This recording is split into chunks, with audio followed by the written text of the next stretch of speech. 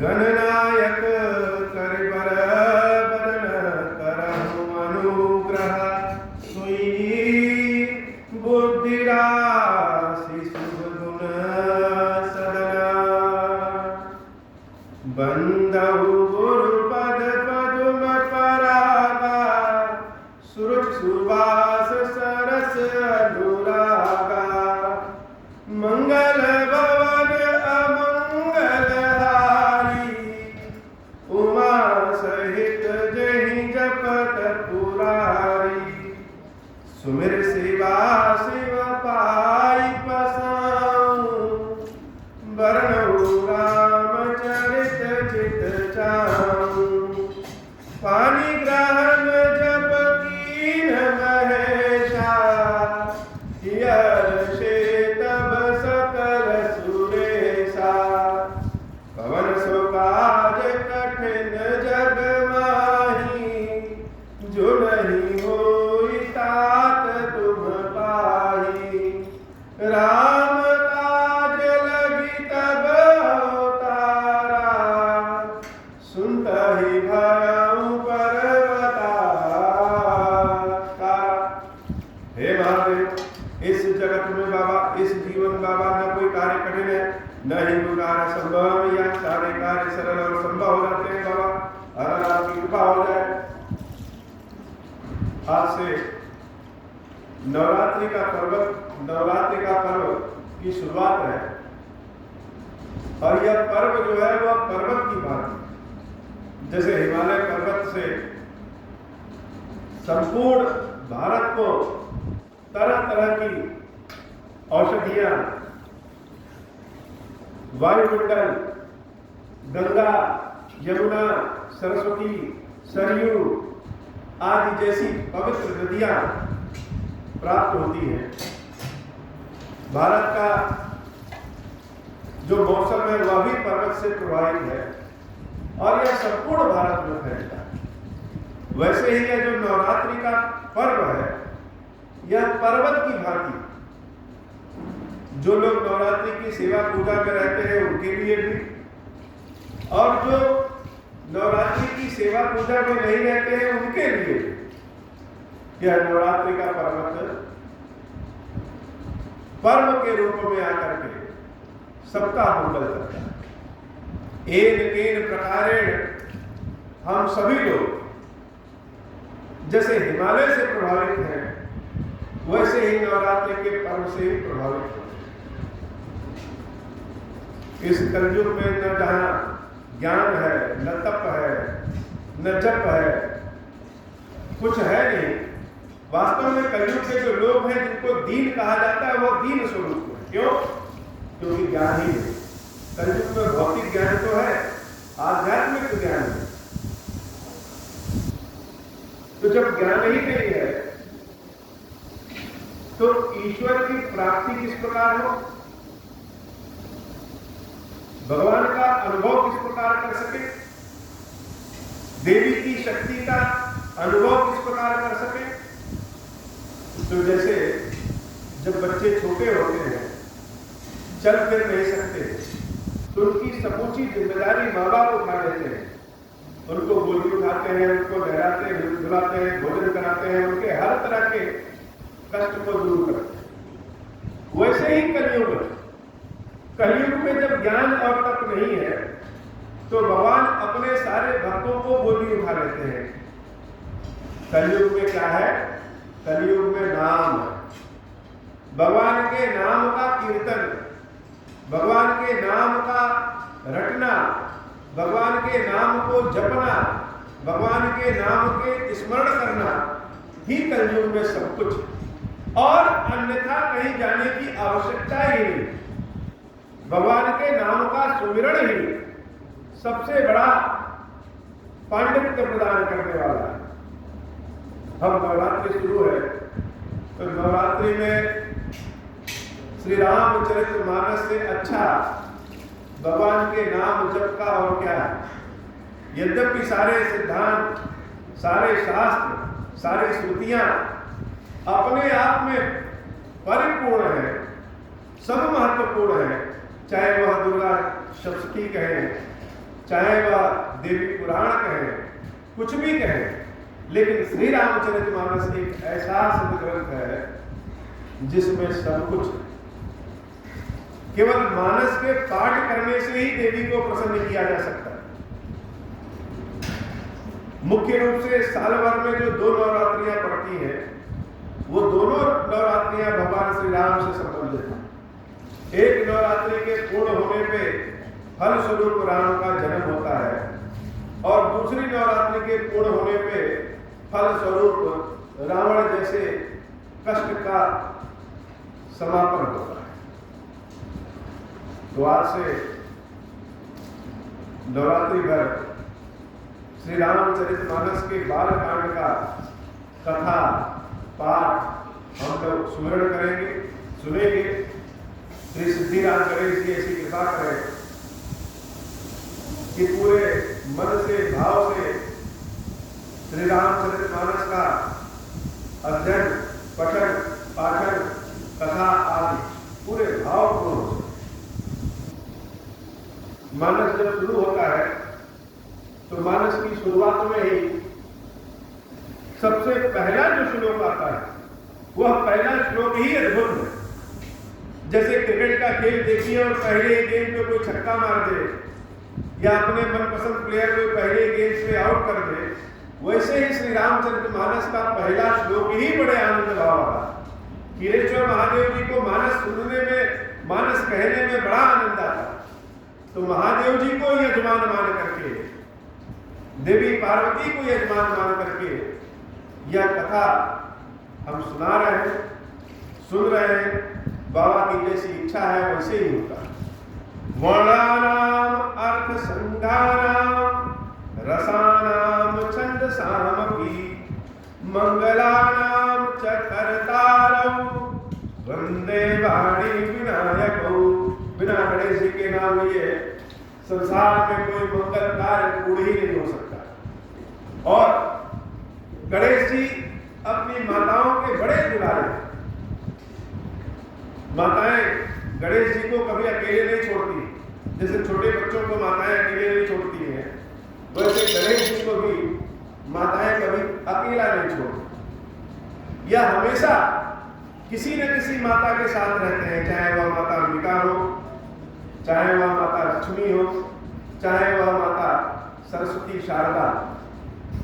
वैसे तो सांसारिक गतिविधियों में, सांसारिक कार्यों में हर जगह गणेश जी का पूजन माता लक्ष्मी के साथ होता है। हम सभी लोग जो पूजन करते हैं वह गणेश जी और माता लक्ष्मी का एक साथ करते हैं। लेकिन श्री रामचरितमानस एक ऐसा सदग्रंथ है, श्री रामचरितमानस एक ऐसा आत्मीय ग्रंथ है जिसमें शुरू में ही गणेश जी की पूजा माता शारदा से शुरू। वर्णानाम अर्थ संज्ञानाम रसानाम छंदसामपि। अक्षरों से, अर्थ समूहों से, वाक्यों से, छंदों से, रसों से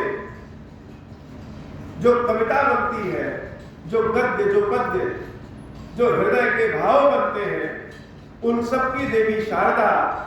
और मंगलानाम च कर्तारौ वंदे वाणी विनायकौ। जिसका नाम ही मंगल कर दे, जिसका नाम ही हर ओर के अमंगल का नाश कर दे, ऐसे मंगल स्वरूप श्री सिद्धिराज गणेश जी की माता शारदा के साथ मैं वंदना करता हूं। तो सरस्वती मैया के साथ गणेश जी की वंदना बुद्धि के समस्त विकारों को दूर करने वाला। श्री गणेश जी के साथ सरस्वती मैया का वंदना, जो मन इधर उधर भटकता रहता है, कार्य करते करते हम भटक जाते हैं, उन सभी भटकाओं को दूर करने वाला। ऐसे गणेश जी और सरस्वती मैया को बारंबार प्रणाम। संसार में जब प्रवेश कर जाते हैं, जब भी कोई जन्म लेता है तो वह माता के गर्भ से इस संसार में प्रवेश करता है। यह संसार ही पार्वती का गर्भ है, वही भवानी है, और वह भवानी की कृपा से ही भव प्राप्त होता है। और भव से ही भवन प्राप्त होता है, और वह भवन ही भगवान शंकर। भगवान शंकर और देवी पार्वती का स्वरूप कैसा है?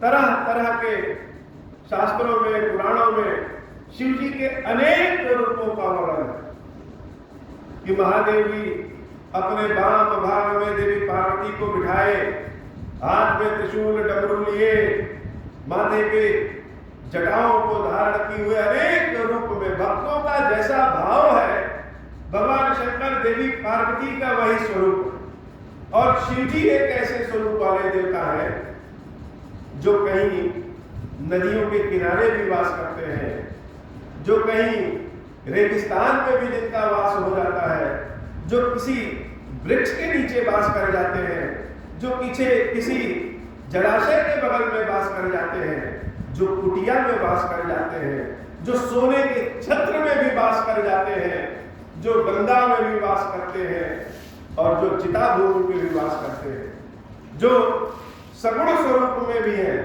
और जो निर्गुण स्वरूप में भी। महादेव जी की स्थापना के लिए किसी बहुत ज्यादा कार्यक्रम की आवश्यकता नहीं।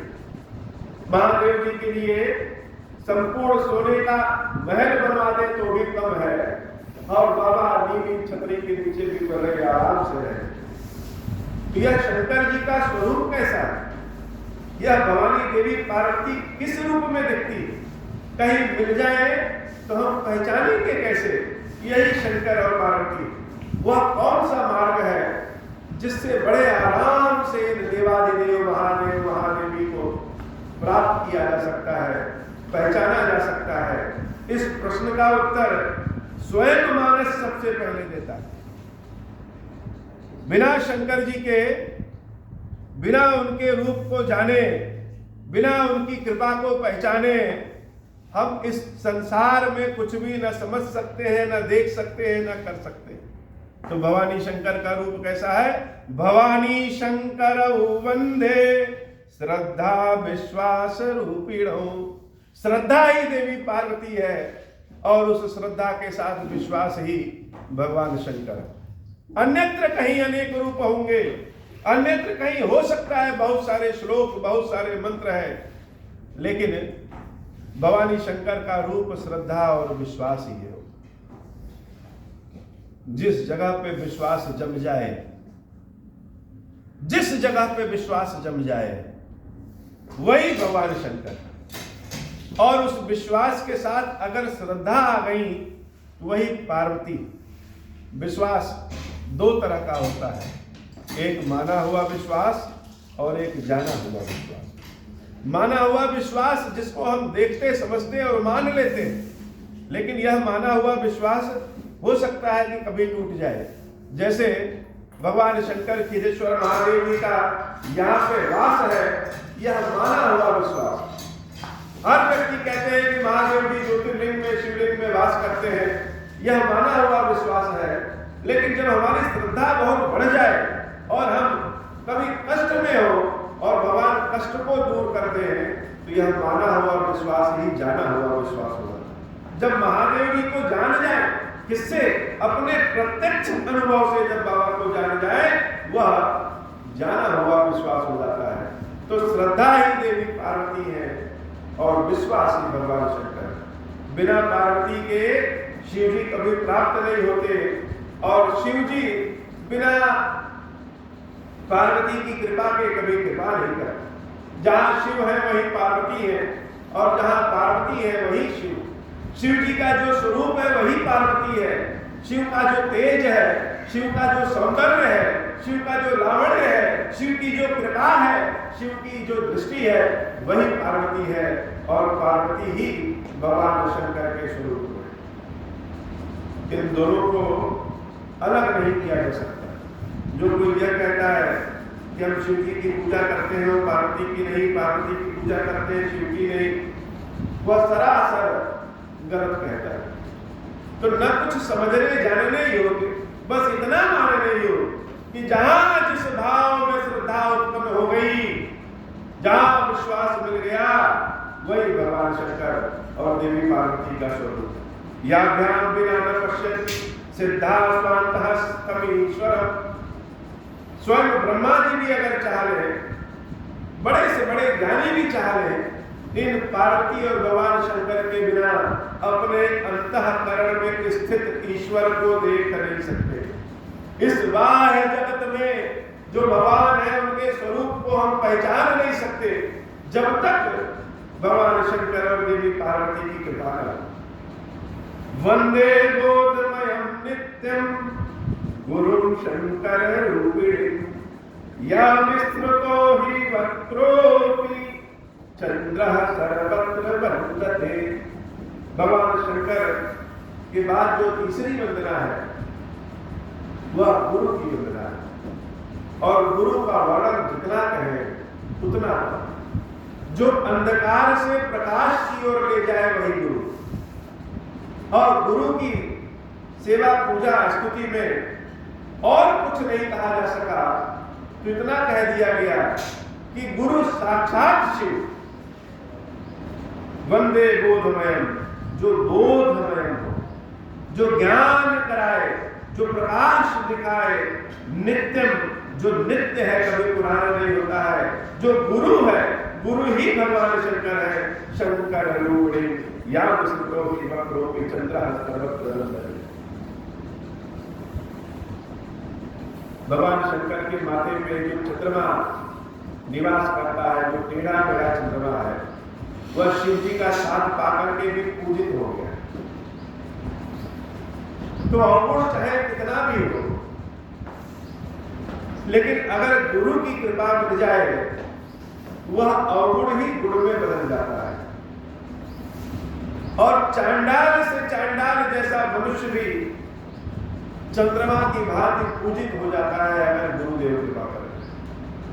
सीताराम गुणग्राम पुण्यारण्यो विहारिणो वंदे विशुद्ध विज्ञानो कवीश्वर कपीश्वरो। भगवान सीताराम जी के हृदय में जो विहार करता है, भगवान सीताराम जी के नाम में जो विहार करता है, गुण में जो विहार करता है, जो विशुद्ध विज्ञान स्वरूप में है, ऐसे कवीश्वर श्री वाल्मीकि जी और कपीश्वर श्री हनुमान जी महाराज की मैं बारंबार वंदना करता हूं। श्री वाल्मीकि जी ने इस संसार को कविता के रूप में, ज्ञान के रूप में राम नाम का परिचय दिया, और उसी वाल्मीकि जी के बनाए हुए रास्ते पे संसार में सभी लोग अपने अपने भाव से राम जी की कथा कहते हैं, लिखते हैं। श्री हनुमान जी महाराज ने जो राम नाम में जो शक्ति दिखलाई, उस राम नाम का अनुसरण ही संसार के लोग करते हैं और इस पार से उस पार हो जाते हैं। उद्भव वस्ति संहार तारिणी क्लेश हारिणी, जो सृष्टि का बनाती है, सृष्टि का पालन करती है, सृष्टि का विनाश करती है, जीवन के समस्त क्लेशों को दूर करने वाली है, सर्वश्रेयस्करी सीता, सबसे श्रेष्ठ है जो सीता मैया है। न तो हम राम वल्लभा, जो श्री रामचंद्र जी की प्रिया है, ऐसी माता सीता को मैं बारंबार प्रणाम करता हूँ। यन्मायावशवर्ती विश्वमखिलं ब्रह्मादि देवसुरा यत्सत्त्वाद्रमृषैव भाति सकलं रज्जौ यथा हे भ्रमा यत्पादपल्लवमेकमेव हि भवावधो स्थितिर्षावताम् वन्देऽहं तं शेषकारणपरं रामाख्यमीशं हरि। ऐसे रामचंद्र जी को जो हर जगह व्याप्त है, जिनके वशीभूत होकर यह संपूर्ण ब्रह्मांड है, देवता है, मनुष्य है, असुर है, और जिनकी कृपा के बिना यह संसार में भ्रम की स्थिति बन जाती है, ऐसे भव सागर से पार कराने वाले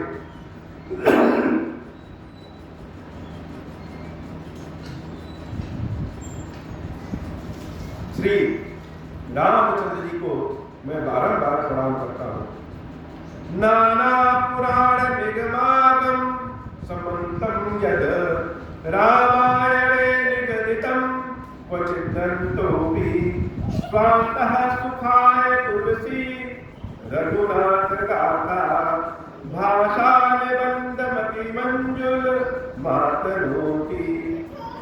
अनेक पुराणों, वेदों, शास्त्रों की गाथा, हर चीज की गाथा श्री रामचरितमानस में वर्णित है। ऐसे रामचरितमानस को मैं बारंबार प्रणाम करता हूं। तुलसीदास जी से पूछा गया कि रामचरितमानस आपने क्यों लिखा? जैसे सबसे पूछा जाता है यह आपने क्यों किया, वह आपने क्यों किया, सब अपने अपने हिसाब से बताते हैं। लेकिन जब तुलसीदास जी से पूछा गया कि मानस की रचना आपने क्यों की, तो बिना संकोच के, बिना भय के, बिना धर्म अधर्म के बारे में सोचे तुलसीदास जी कहते हैं स्वान्तः सुखाय, अर्थात हमने मानस की रचना अपने सुख के लिए, स्वयं के सुख के लिए। बहुतों से पूछा है क्योंकि ये लोग कहते हैं समाज के लिए, देश के हित के लिए, बहुत सारी चीजों के लिए, लेकिन तुलसी बाबा इस यह कहने में संकोच नहीं करते हैं कि श्री रामचरितमानस की रचना मैंने क्यों की, सबसे पहले स्वयं के सुख के लिए। जैसे श्री खीरेश्वर महादेव मंदिर की जो स्थापना है, बहुत लोग पूछते हैं कि क्यों किए, कैसे किए, किस प्रकार किए, कब किए। तो कैसे किए, किस प्रकार किए, कब किए, यह तो महादेव की कृपा है। क्यों किए, यह भी महादेव की कृपा है। लेकिन एक इसमें जो स्वार्थ है अपना, कि हमने खीरेश्वर महादेव जी की स्थापना अपने लिए, स्वयं के लिए, अपने लिए क्योंकि स्वान्तः सुखाय, अपने सुख के लिए, कि जब मर्जी करे बाबा को स्पर्श करो, जब मर्जी करे बाबा को जल चढ़ाओ, जब मर्जी करे बाबा को खीर खिलाओ, जब मर्जी करे बाबा को राम नाम सुनाओ, जब मर्जी करे बाबा को मानस सुनाओ, जब मर्जी करे बाबा का दर्शन करो। यहाँ न कोई नीति है, न कोई नियम है, प्रेम ही वह नीति और नियम है। अपना स्वार्थ, अपना सुख ही वह नीति नियम है। जिस स्वार्थ, जिस सुख के लिए खीरेश्वर महादेव जी की स्थापना, बाकी तो और कुछ सब बाद में। जैसे स्वयं के खाने के लिए कोई आम का पेड़ लगाता है, अमरूद का पेड़ लगाता है, स्वयं के पीने के लिए कोई नल लगाता है, तो स्वयं जल पीता है, स्वयं आम अमरूद खाता है। लेकिन उसके साथ साथ बहुत लोग उस वृक्ष की छांव लेते हैं, जल पीते हैं, फल खाते हैं, वह अलग बात। भगीरथ जी ने गंगा का अवतरण कराया अपने स्वयं के सुख के लिए, अपने पुरखों को पवित्र करने के लिए। लेकिन वह गंगा भगीरथ के पुरखों को ही नहीं, संसार के लगभग सभी पुरखों को पवित्र करती है। जो गंगा के पास पहुंचता है उसके दुख को दूर कर देती है। तो खीरेश्वर महादेव जी की स्थापना यह स्वयं के सुख के लिए हुई कि महादेव जी की सेवा भक्ति मिले। अन्यत्र रूपों में महादेव जी अपने मन के हिसाब से नहीं मिलते। कई बड़ी बड़ी लंबी लाइन है, तो कहीं जाओ तो बाबा मिलने नहीं करते। कई बहुत बड़े बड़े लोगों के लिए है, सबके अपने अपने नियम है। लेकिन खीरेश्वर महादेव जी के रूप में महादेव जी यहाँ स्थापित ही हुए मेरे सुख के लिए, ताकि जब मर्जी करे तब महादेव जी की दर्शन कर ले। और जैसे गंगा भगीरथ जी के पुरखों का उद्धार की और साथ ही साथ सबका उद्धार करती है, वैसे ही खीरेश्वर महादेव जी सिर्फ मेरा ही सुख नहीं, मेरे सुख के साथ साथ जो लोग भी इनकी सेवा भक्ति में, नाम स्मरण में लगे रहते हैं, सबके दुख को दूर करने वाले हैं, सबको सुख प्रदान करने वाले हैं। जो सुमिरत सिद्धि हुई गणनायक कर बदन, करहु अनुग्रह सोई बुध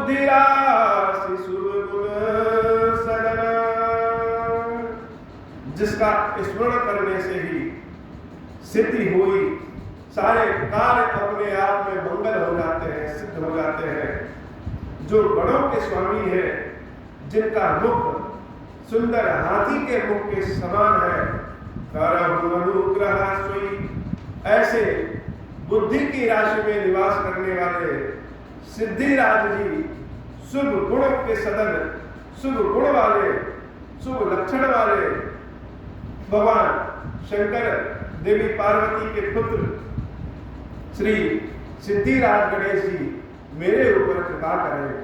हे गणेश जी, आप भगवान शंकर के आशुतोष स्वरूप में हैं, अर्थात थोड़े से में ही प्रसन्न हो जाने वाले हैं। आप भगवान शंकर के अवगण स्वरूप में हैं, अपने भक्तों के मन की इच्छा को पूर्ण करने वाले हैं।